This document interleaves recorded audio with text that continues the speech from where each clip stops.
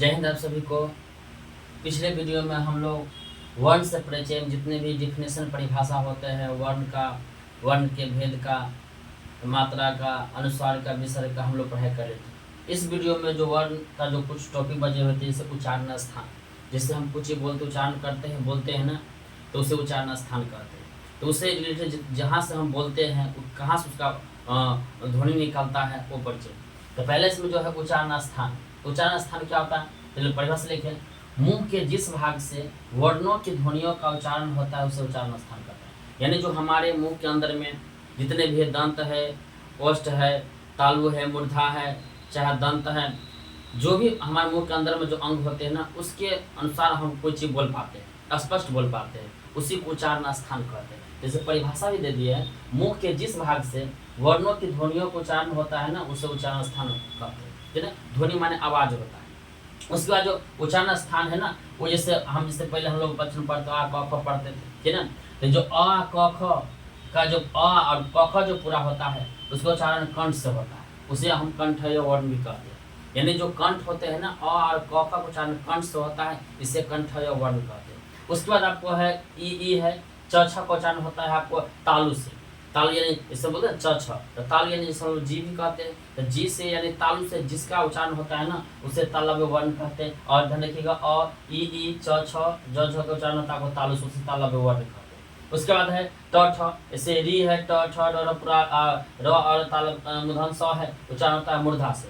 यानी जो ट ठ पढ़ते हैं ना, तो हमारे जीभ के जो निचले वाले भाग होते हैं ना उसे मूर्धा कहते हैं, उसी से आपको ट ठ का उच्चारण होता है। इसे आपको मूर्धन्य वर्ण भी कहते हैं। ध्यान रखिए मूर्धा से आपको होता है उच्चारण। उसके बाद त थ द ध न ल स का उच्चारण होता है आपको दंत से। इसे लोग पढ़ते हैं ना, त थ पढ़ते हैं, तो त थ और ल स का उच्चारण होता है दंत से, इसको दांत कहते हैं, उसे दंतय वर्ण कहते हैं। उसे दंत से उसे दंतय वर्ण कहते हैं। उसके बाद आता है उ प फ का उच्चारण, यानी उ पढ़ते हैं प पढ़ते हैं, जिसे ओठ, जिसे लोग ओठ कहते हैं, ओठ ऊपरी भाग, तो ओठ से होता है प फ उच्चारण होता है उ कहते हैं, उसे वष्ठय, आपको वष्ठय वर्ण भी कहते हैं।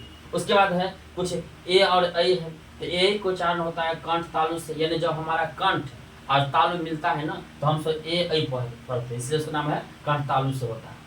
उसके बाद ओ औ है, तो वो आपको होता है कंठोष्ठ से। जब हमारा कंठ और ओठ मिलते हैं ना तो उसे हम कंठोष्ठ कहते हैं, तो उसका उच्चारण तो ओ और औ का उच्चारण होता है कंठोष्ठ से होता है। उसका व का उच्चारण होता है दंतोष्ठ। जब हमारा दांत और ओठ मिलता है ना तो हम लोग व कहते हैं, व है ना, तो व का उच्चारण जो होता है ना आपको दंतोष्ठ होता है, उसे दंतोष्ठ वर्ण कहते हैं। उसके बाद है चाहे न हो, म हो, न, तो न में जो भी बोलते रहते हैं ना, जैसे आपको जैसे आपको क ख में अंग कहते हैं, च छ में यह कहते हैं, न और म, छोटा न बड़ा न म कहते हैं ना, उसको हम नासिका, जो नाक कहते हैं ना, तो नासिका से क्या होता है आपको, ये सब न का उच्चारण आपको होता है, न और म का उच्चारण नासिका से होता है, ठीक है। ये हमारा क्या होता है, एक उच्चारण स्थान से कहते हैं। फिर समझिए पहले उच्चारण स्थान क्या होता है, तो मुंह के जिस भाग से है ना जो भी जो हम बोलते हैं उसे उच्चारण स्थान कहते हैं। उसके बाद आपको होता है जितने भी आपको वर्ण होते हैं, जो हम लोग पिछले वीडियो में जो पढ़ाई किए थे वर्ण से रिलेटेड पूरा परिचय, तो पूरा वर्ण इसमें है, तो चाहे आ क ख हो, च छ हो, ट ठ हो, त थ हो, प फ हो,